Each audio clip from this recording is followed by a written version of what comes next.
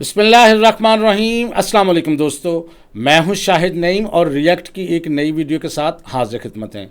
दोस्तों, हमने एक सिलसिला शुरू कर रखा है कि हर वीडियो के शुरू में एक क्वेश्चन पूछते हैं और नॉर्मली ये क्वेश्चन वो होता है कि जब आप जॉब के लिए जाते हैं तो इंटरव्यू में जो क्वेश्चन पूछे जाते हैं उनमें से एक क्वेश्चन होता है ताकि आपकी रिवीजन भी हो जाए और आप इंटरव्यू के लिए भी तैयार रहें। तो आज का क्वेश्चन ये है कि रिएक्ट में जब हम कोई प्रोजेक्ट बनाते हैं तो वो कौन सी फाइल है जो हमें बताती है कि ये प्रोजेक्ट रिएक्ट के किस वर्जन में बनाया गया है। इसका जब आप आंसर करें तो कमेंट में अपना नाम और अपने शहर का नाम भी लिखें ताकि हमारे इल्म में आ सके कि आप कहाँ से रिएक्ट हमारे साथ सीख रहे हैं। तो इससे पहले कि आज की वीडियो का आगाज़ करें, तमाम वो दोस्त जो इस चैनल पर नए हैं उनसे गुजारिश है कि अगर अभी तक आपने हमारे चैनल को सब्सक्राइब नहीं किया तो चैनल को सब्सक्राइब कर लीजिए और उसके साथ नज़र आने वाले बेल के आइकन पर क्लिक करना मत भूलें। इससे ये होगा कि हमारा एक लॉन्ग टर्म रिलेशनशिप इस्टेब्लिश हो जाएगा। जब भी हम कोई नई वीडियो अपलोड करेंगे आपको उसका नोटिफिकेशन मिलेगा और आप उससे भरपूर फ़ायदा हासिल कर सकेंगे। अब बगैर ताख़ीर के चलते हैं अपने कंप्यूटर की स्क्रीन पर और आज की वीडियो का आगाज़ करते हैं।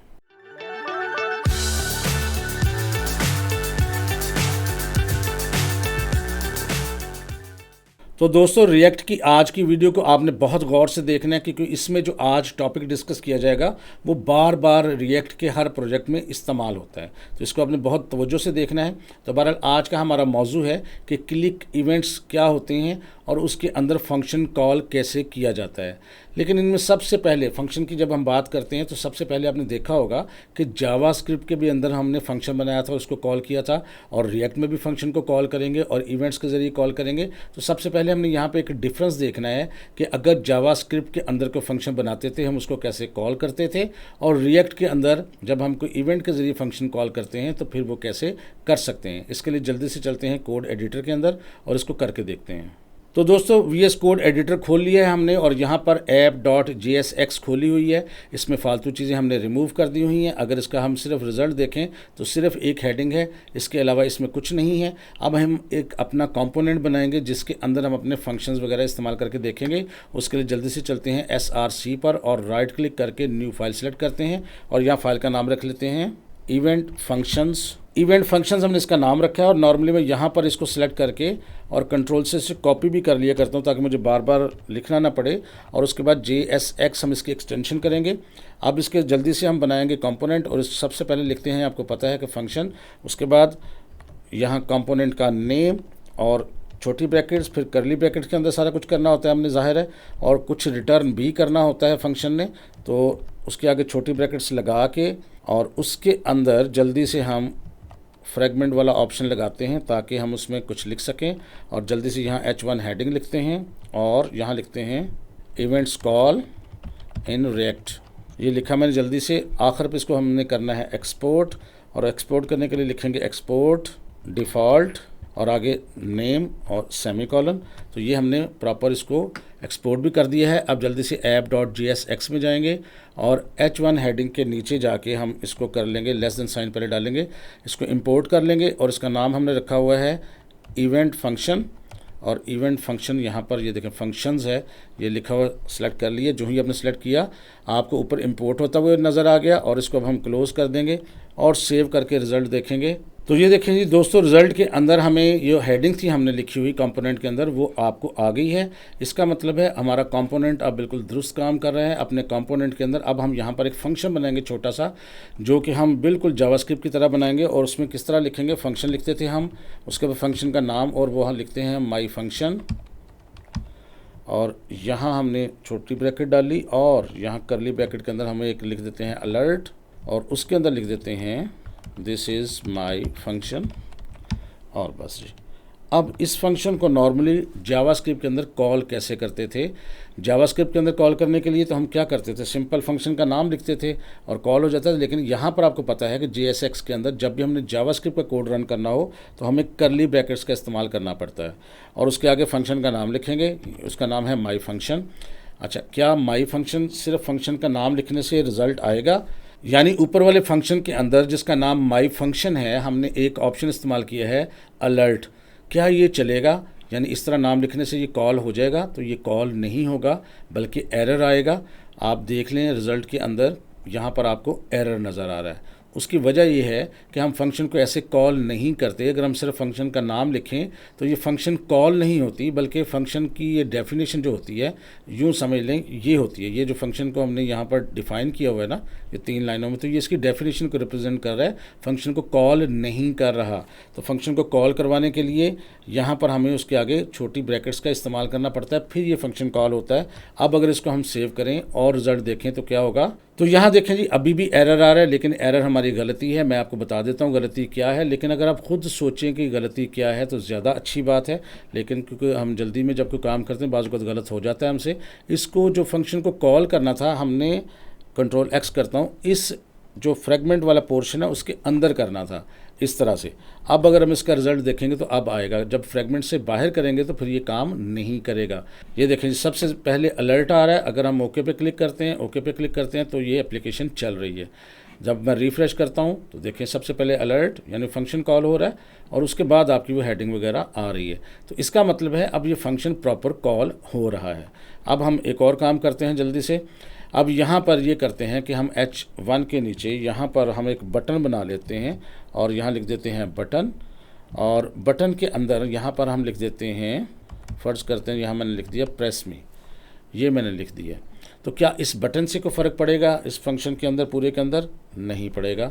देखिएगा ज़रा, ये देखें अभी भी अलर्ट आ रहा है और बटन भी आ रहा है, लेकिन अगर बटन पे प्रेस करते हैं तो कुछ भी नहीं हो रहा। अब अगर हम ये चाहते हैं कि ये बटन प्रेस हो तो ये अलर्ट आए, तो फिर ये कैसे मुमकिन है?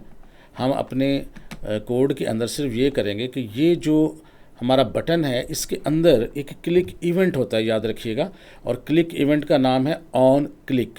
और याद रखें रिएक्ट के अंदर जितने भी इस तरह की चीज़ें इस्तेमाल होती हैं जिसमें एक से ज़्यादा अल्फाज इस्तेमाल होते हैं, तो नॉर्मली हम शुरू उसको स्मॉल लेटर्स में करते हैं, लेकिन जितने लेटर्स आगे आएंगे वो उनका पहला करैक्टर हमेशा आपने कैपिटल रखना है, और यही इसमें कन्वेंशन है। अगर आप ये नहीं करेंगे तो एरर आएंगे। बहुत सारे लोगों को सिर्फ इसी चीज़ का एरर आता है।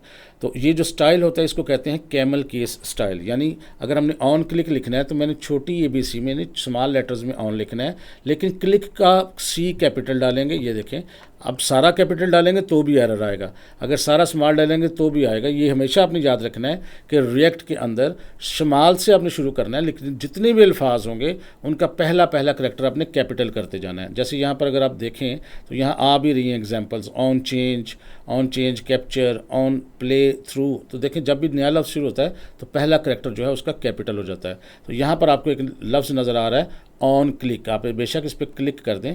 अब ये ऑन क्लिक के साथ जो भी आप चीज़ रन करना चाहते हैं वो आपने करली ब्रैकेट के अंदर देनी है।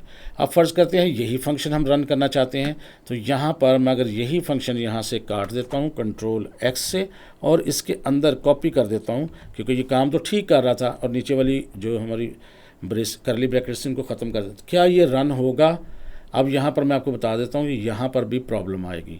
हालांकि निचली लाइन में ये सही काम कर रहा था, लेकिन जब ऑन क्लिक के अंदर इसको हमने कॉपी किया है तो ये प्रॉब्लम करता है। कैसे प्रॉब्लम करता है, पहले मैं आपको प्रॉब्लम दिखा भी देता हूँ। जब हम इसको रन करेंगे तो ये देखें खुद ब खुद रन हो गया। हालांकि हमारा मकसद था कि जब हम बटन पर प्रेस करें उस पर प्रेस करने से ये रन हो। फिलहाल मैं इसको ओके करता हूँ। अब अगर मैं चाहता हूँ ये बटन पर क्लिक करूँ तो रन हो, ये देखें, लेकिन ये हो ही नहीं रहा। ये देखें ये नहीं हो रहा, यानी प्रॉब्लम आ रही है। इसकी वजह क्या? इसकी वजह अब आपने गौर से सुननी है, बहुत ही इंपॉर्टेंट बात है। जब आपने जावास्क्रिप्ट का कोई भी फंक्शन रन करना हो तो आप रन कर सकते हैं बिल्कुल इसी तरीके से जैसे हमने लिखा है, लेकिन जब हम इसको रिएक्ट के अंदर रन करते हैं ऑन क्लिक के साथ तो उसको फंक्शन कॉल नहीं चाहिए होता, उसको फंक्शन डेफिनेशन चाहिए होती है। अभी मैंने थोड़ी देर पहले बताया था कि जावा के अंदर जब हमको फंक्शन रन करते हैं तो उसको फंक्शन कॉल की ज़रूरत होती है ताकि वो फंक्शन रन कर सके, लेकिन रिएक्ट के अंदर उसको फंक्शन कॉल की ज़रूरत नहीं होती बल्कि फ़ंक्शन डेफिनेशन की ज़रूरत होती है। इसको आसान ज़बान में बिल्कुल परेशान हो ये कह लेना है, आपने समझ लेना है कि जब भी आपने रिएक्ट के साथ फंक्शन कॉल करनी है तो ये जो छोटी वाली ब्रैकेट्स हैं ये कॉल नहीं करनी, बस इतना सा फ़र्क है। जब आपने ऑन क्लिक के साथ फंक्शन को कॉल करना है तो छोटी वाली ब्रैकेट्स को नहीं लगाना। इससे क्या होगा, अब आपका फंक्शन बिल्कुल सही काम करेगा। इसको सेव करके हम रिज़ल्ट देखते हैं। ये देखें अब खुद ब खुद वो नहीं चला। अगर हम बटन पे क्लिक करते हैं तो ये देखें this is my function, okay. अब जब जब हम बटन पे क्लिक करेंगे तब तब ये देखें, क्योंकि ऑन क्लिक वाला इवेंट हमने इस्तेमाल किया। इवेंट से मुराद होती है जो हम काम करते हैं। तो ये देखें जितनी दफ़ा हम करते जाएंगे उतनी दफ़ा ये होता जाएगा। तो इस तरह हम किसी भी बटन के साथ कोई एक काम या कोई एक फंक्शन मुंसलिक कर सकते हैं। ये फंक्शन आप जितने चाहें बना सकते हैं। अब फ़र्ज़ करते हैं हम एरो फंक्शन भी बना सकते हैं। जैसे मैं लिख देता हूँ यहाँ पर कॉन्स्ट और फंक्शन का नाम रख देता हूँ, फ़र्ज़ करते हैं मैं रख देता हूँ यहाँ पर सिटी। और उसको हम एरो फंक्शन बनाने के लिए आपको याद होगा सबसे छोटी वाली ब्रैकेट्स डालते हैं, खाली रहने देते हैं उनको, और यहाँ पर हम इक्वल साइन के बाद ग्रेटर देन साइन यानी एरो बनाते हैं, और करली ब्रैकेट के अंदर जो भी लिख देंगे वो यहाँ पर चलेगा फंक्शन। और अब हम यहाँ पर लिख देते हैं फिर अलर्ट ही लिख देते हैं चले, और इसके अंदर मैं अब इस दफ़ा लिख देता हूँ capital of Pakistan is Islamabad. ये मैंने लिख दिया जी। अब हम चाहते हैं कि इसके साथ ये फंक्शन चले। अब सिंपल हमने क्या करना है, माई फंक्शन को काट के तो यहाँ पर हमने सिर्फ लिख देना है इस फंक्शन का नाम, जिस फंक्शन को हम रन करना चाहते हैं। मैं यहाँ रन करना चाहता हूँ सिटी को, सिर्फ नाम लिखना है, आगे छोटी ब्रैकेट्स वगैरह नहीं डालनी। सेव करते हैं। अब रिज़ल्ट देखते हैं। आप देखें, अब अगर हम यहाँ प्रेस करते हैं तो वो कौन सा आपको मैसेज दे रहा है, capital of Pakistan is Islamabad. इसका मतलब हमारा एरो फंक्शन चल रहा है। जितनी दफ़ा भी अब इसको हम प्रेस करेंगे उतनी दफ़ा ही रिज़ल्ट हमारा आएगा। तो ये काम है रिएक्ट का कि आपको किसी भी फंक्शन का सिर्फ नाम देना होता है। अब यहाँ पर एक चीज़ और आपने समझनी है, बाज़ औक़ात हमें अपने फंक्शन को कुछ आर्गूमेंट्स या पैरामीटर्स भी पास करने होते हैं। पैरामीटर्स क्या होते हैं? पैरामीटर्स होते हैं जो आप फंक्शन के अंदर लिखते हैं। फ़र्ज़ करते हैं यहाँ पर अगर आप सिटी के अंदर लिखना चाहते हैं कि सिटी का नाम आए, तो यहाँ पर फ़र्ज़ करते हैं मैं यहाँ लिख देता हूँ सिटी नेम। मैंने एक वेरिएबल दे दिया सिटी नेम, और यहाँ पर मैसेज की बजाय मैं यहाँ पर सिटी नेम ही प्रिंट करवा देता हूँ। ये देखें, हम चाहते हैं कि इसके अंदर जो हो वो चीज़ जो है प्रिंट हो। अब वो आएगी कहाँ से? वो आती है फंक्शन कॉल से। और फंक्शन कॉल से कैसे आती है? जो भी फंक्शन हो उसके आगे छोटी ब्रैकेट लगाते हैं और उसके अंदर लिखते हैं। अब मसला ये है, अगर हम इसके अंदर लिख भी देते हैं, जैसे फ़र्ज़ करें मैं यहाँ लिख देता हूँ इस्लामाबाद, तो अभी मैंने आपको बताया है कि अगर हमने फंक्शन कॉल के साथ यहाँ छोटी ब्रैकेट्स वगैरह लगाई हों तो फिर ये प्रॉपर फंक्शन कॉल नहीं होता, ये खुद ब खुद ही चल पड़ता है। अब सोल्यूशन क्या है कि जब भी आपने कोई आर्गूमेंट्स जो है वो ट्रांसफ़र करने हो फंक्शन के अंदर, अच्छा याद रखिएगा जो डाटा हम ट्रांसफ़र करते हैं उसे आर्गूमेंट्स कहते हैं, और जिस वेरिएबल में ये डाटा जाता है उसे हम पैरामीटर्स कहते हैं। यानी ये इस्लामाबाद हम डाटा पास कर रहे हैं कहाँ पर? इस फंक्शन को, और कहाँ ये पास होगा? ये जाके सिटी नेम के अंदर स्टोर होगा। अब ये इस्लामाबाद जो है ये आर्गूमेंट्स है और सिटी नेम जो है ये पैरामीटर है, ये आपने याद रखना है। अब अगर ऐसी सूरत हो तो अब हमें छोटी ब्रैकेट्स चूँकि इस्तेमाल करने की इजाज़त नहीं होती, लिहाजा हम इसके एक टेक्निक बनाते हैं, वो ये होती है कि नॉर्मली हम यहाँ एक एरो फंक्शन डिफ़ाइन कर लेते हैं। यानी कि सबसे छोटी ब्रैकेट जो है वो शुरू करके इक्वल साइन लगा के ये एक हमने फंक्शन बना दिया है एरो फंक्शन। यानी ये एरो फंक्शन पे अमल करेगा और उसमें क्या होगा, उसमें मज़ीद ये जो कमांड है वो चलेगी और वो उसको कॉल करेगी। अब ये आपका जो है सही काम करेगा। कंट्रोल एस करके मैं इसको रिज़ल्ट दिखाता हूँ आपको। ये देखें, मैंने इस पर क्लिक किया तो ये देखें शहर का नाम आ रहा है, फिर दोबारा क्लिक किया फिर शहर का नाम आ रहा है। अगर आप इसके अंदर मुख्तलिफ़ शहरों के लिए मुख्तलिफ़ बटन बनाना चाहते हैं वो भी कर सकते हैं। मैं जल्दी से आपको करके भी दिखाता हूँ। फ़र्ज़ करते हैं यहाँ पर हम इसी को कॉपी कर लेते हैं और इसको मैंने सेलेक्ट किया, कंट्रोल सी किया और इसको यहाँ पेस्ट कर लिया। पहले के अंदर प्रेस मी को हटा के मैं जल्दी से यहाँ कर देता हूँ इस्लामाबाद, और दूसरे के अंदर हम जल्दी से लिख देते हैं यहाँ पर फ़र्ज़ करते हैं लाहौर, और ये पास करेंगे हम इसको डाटा, वो उसमें भी हम लाहौर पास कर देंगे। फंक्शन वही रहा, डाटा मुख्तलिफ हो गया। अब हम इसका रिज़ल्ट देखते हैं। अब यहाँ देखें बटन ये भी है, अगर हम इस पर क्लिक करते हैं तो इस्लामाबाद ऑप्शन आ रहा है, मैसेज आ रहा है। अगर हम लाहौर वाले बटन पर क्लिक करते हैं तो लाहौर का मैसेज आ रहा है। और आर कहाँ से रहा है? आ एक ही फंक्शन से ये देखें इस्लामाबाद, और लाहौर पर क्लिक करने से लाहौर।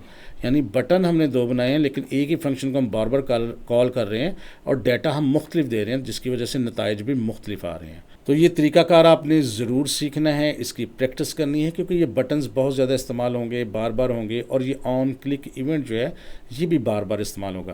पहली दफ़ा करने में हो सकता है आपको थोड़ी सी मुश्किल है, लेकिन ये बिल्कुल आसान हो जाएंगे। एक दो दफ़ा प्रैक्टिस करेंगे तो आपके लिए बिल्कुल ही ज़्यादा ये ईजी हो जाएंगे। और ये मैं जो सोर्स कोड है ये भी मैं मैंने आपके लिए इस वीडियो की डिस्क्रिप्शन में लिंक रख दिया हुआ है, उस पर क्लिक करके आप सारा सोर्स कोड भी हासिल कर सकते हैं। तो दोस्तों आज के लिए बस इतना ही। मैं उम्मीद करता हूँ ये बहुत ही इंपॉर्टेंट वीडियो आपके लिए हेल्पफुल रही होगी और आप इससे ज़रूर कुछ ना कुछ नया सीखेंगे। और अगर आपको ये वीडियो अच्छी लगी है, चीज़ें समझ आई हैं, तो मुझे कमेंट करके भी बताएं और इस वीडियो को लाइक भी करें। तो इंशाअल्लाह ताला दोबारा मुलाकात होगी कुछ नई चीज़ों के साथ। तब तक के लिए इजाज़त दीजिए। अल्लाह हाफिज़।